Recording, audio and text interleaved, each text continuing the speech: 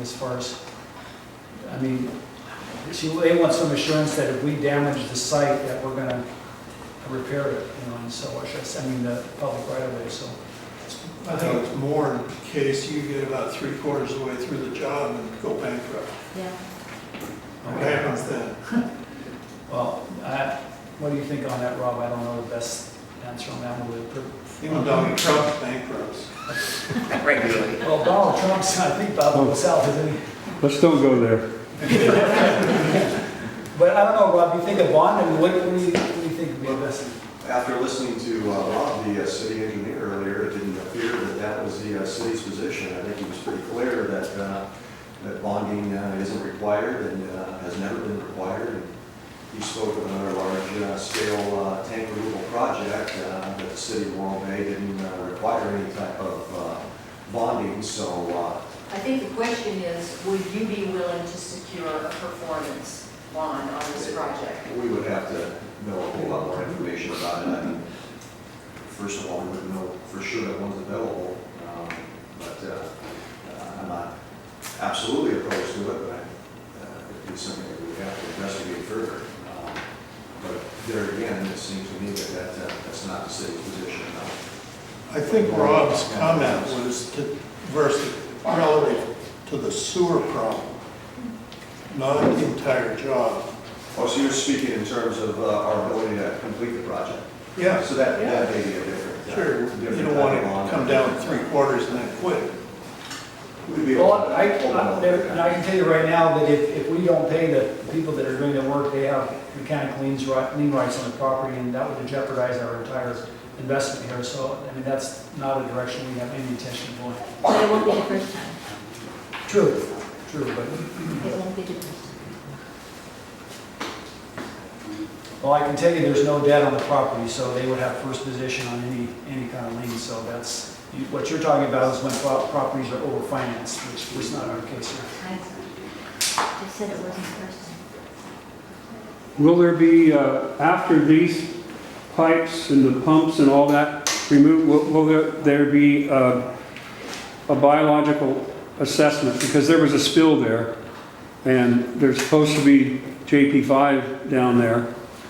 Will there be sampling of that soil in addition to whatever is removed up above? Well, basically, Thank you, Scott.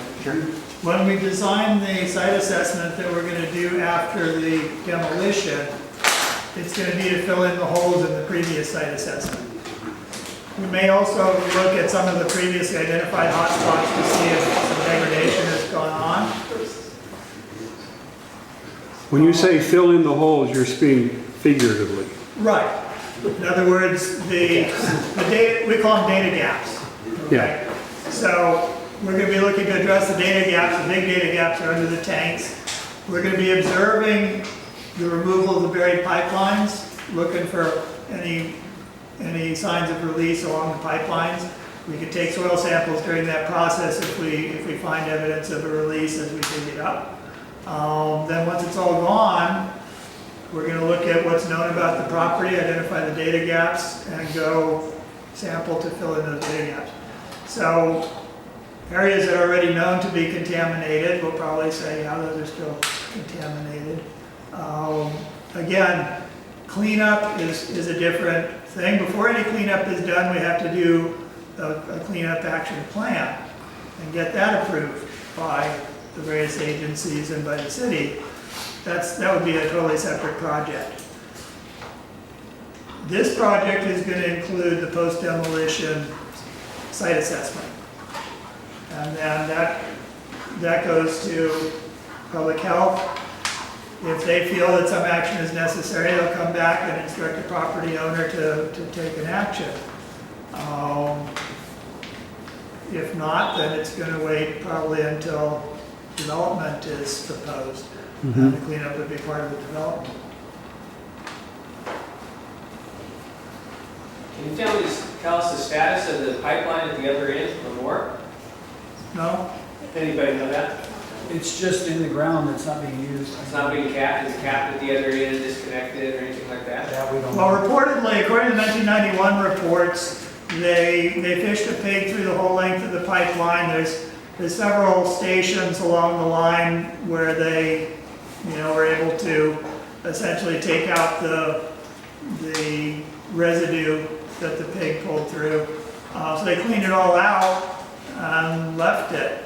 I'm sure it's blanked off at the other end and in each of the stations in between, but it doesn't belong to us. I'm just curious if you know. Yeah, there is a report I'm sure in the you're not gonna record pop that that over to describes something. that. The only thing I can say about that is that we did test the pressure on it, and it's not under any pressure. Because it was supposedly nitrate or nitrogen filled at the time that they did that. But we also know that there's been breaches somewhere along the line. So there's no, it's under no pressure. And that is about as much as we can say about it until we actually expose the pipe.